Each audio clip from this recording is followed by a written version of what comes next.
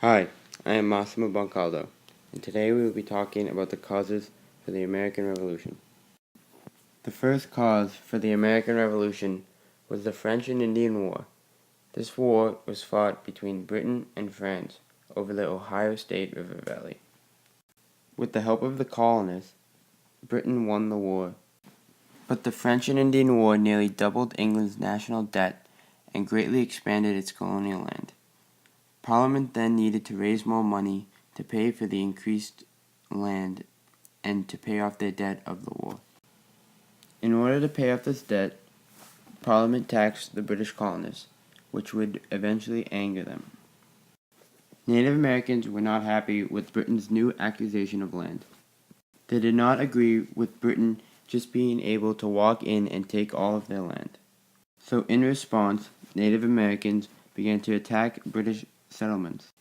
The natives attacked British forts all over the Ohio State Valley, such as Fort Niagara, Fort Detroit, and Fort Miami. These rebellions were known as the Pontiac Rebellions because they were led by Ottawa Chief Pontiac. In order to avoid future attacks, Britain declared the Proclamation of 1763, which banned all colonists to go west of the Appalachian Mountains. This aggravated the colonists due to the fact that they were not allowed to settle in the new land that they just fought a war over. In 1764, the new Prime Minister, George Grenville, put together multiple new laws to tax the colonists. One law, the Sugar Acts, lowered the duty on foreign molasses and caused courts to persecute smugglers heavier. In 1765, the Quartering Acts were then passed, which entitled colonists to provide care and housing for British troops during times of war. Also in 1765, Parliament passed the Stamp Act, which taxed almost anything that was printed, such as newspaper, books, court documents, deeds, and contracts. This was the last straw for the colonists, and they wanted no more of these acts. Colonists viewed these acts as unfair because they were being taxed without being represented in Parliament. They called it taxation without representation. This caused their hatred for Britain to greaten. Colonists began to join forces to fight against British laws and taxes.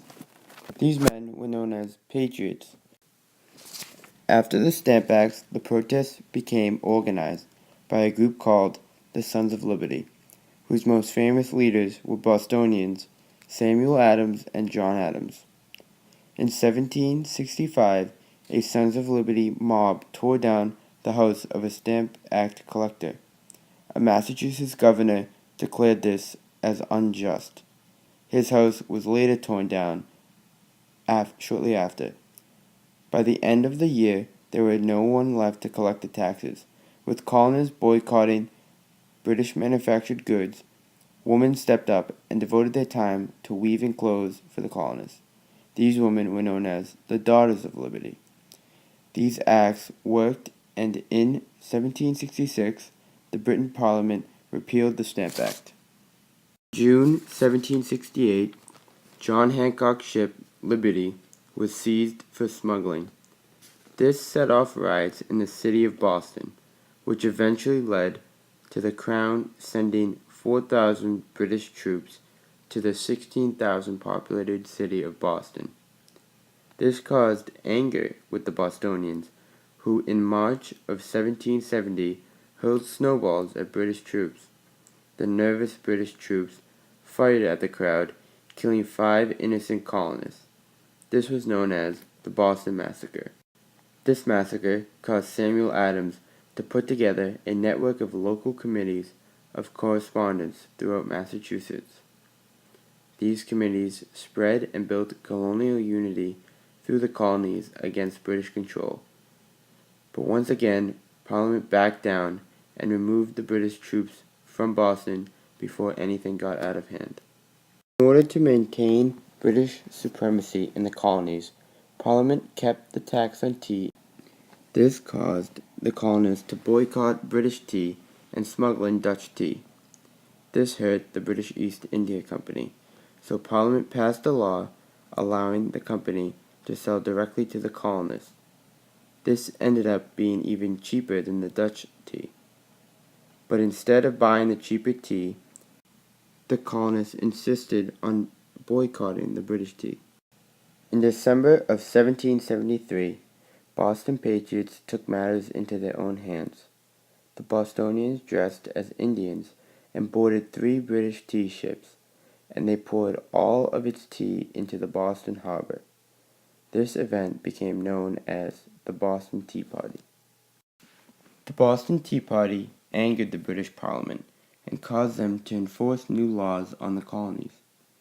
The Coercive Act was passed, which closed the ports for trade until the damage of the tea was paid for. The British then sent troops and warships into Boston.